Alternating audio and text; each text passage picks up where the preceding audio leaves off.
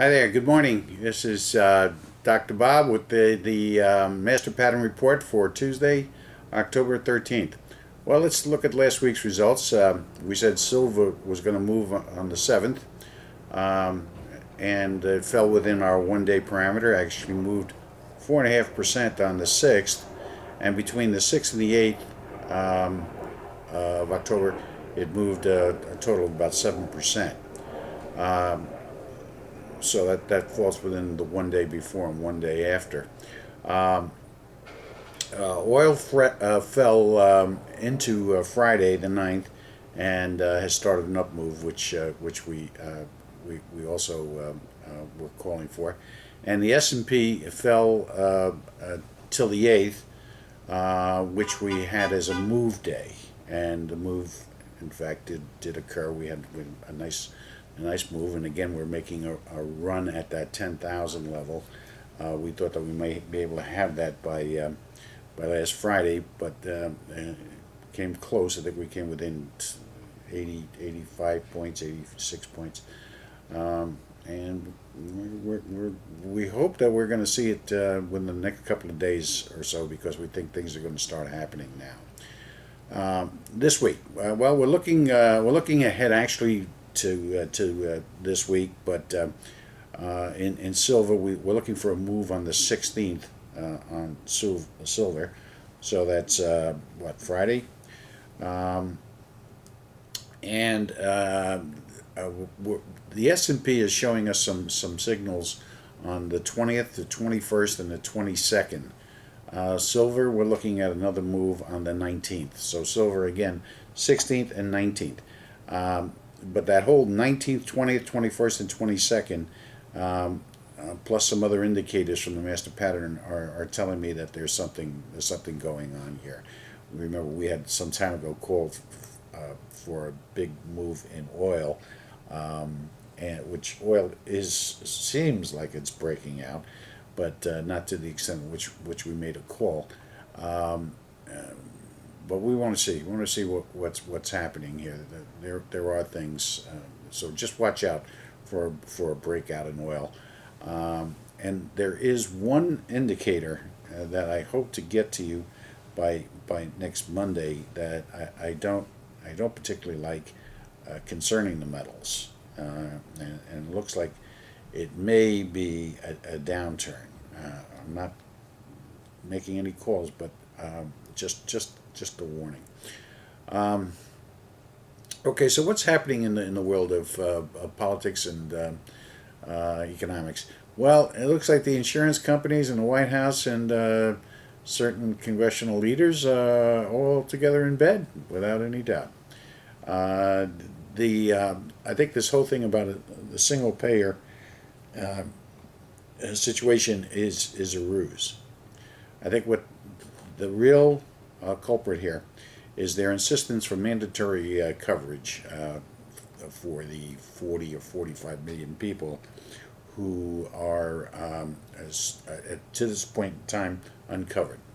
Um, these Keep in mind that these people that are not covered today, most of them, a huge percentage, maybe 80, 85%, are young people who really don't need coverage at this point in their lives. So whatever the uh, insurance companies are going to pick up is, pure gravy. I mean, this and you're talking about 30, between 30 and 40 million people uh, that they're going to be collecting premiums from. That to me is a major home run, big time. So knowing how politics works, being involved for many years, um, there's definitely some sleeping parties going on. Okay, now uh, Obama seems to be in a bind here in several areas. Let's look at Afghanistan. He really doesn't want to deny his general's advice, but the Democratic and liberal establishment is actually threatening him. I mean, if you saw this moron, what's his name with the films, Moore. the guy's going after him, and with these ridiculous notions of how to govern, and we'll see. I think he's going to acquiesce, and I think he will be sending in the troops there. So, but let's see what happens. The other issue is the current administration outcry for a level playing field is totally erroneous. And the reason I say that is because it denies the achievement of potential. Um, and I'll explain that in a moment. Wealth distribution never worked and will not foster growth because it denies the laws of potential. Now, if you take away people's potential, or if they take it away themselves, uh, you have at best, a stagnant situation. And right now, the last thing that this country needs, that this planet needs, is stagnation. Okay? Because stagnation will lead us to stagflation, and you're going to get a lot of people who are going to say just what everybody else says. Hey, take care of me too. I'm not going to work that hard. I'm not going to work hard enough that I have to take care of myself and take care of others, while others are not doing their fair share. So this is an issue. We've got to be. There are definite laws of potential. Go to our website, www.drbobflower.com, and you'll see a lot of white papers on this stuff and information, and of course our three books. And by the way, I'm trying to get some charts for you to show. Several people have requested charts to see how this thing works and what I'm looking at. We're having some technical difficulties because of the program. There may be a way in which we're working on a way in which to demonstrate the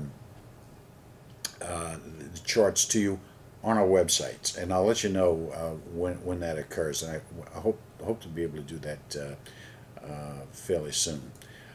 So please have patience. Okay, now Latvia.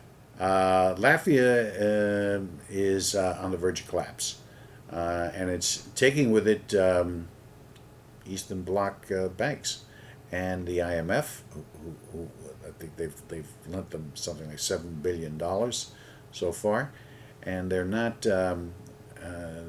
pulling it off.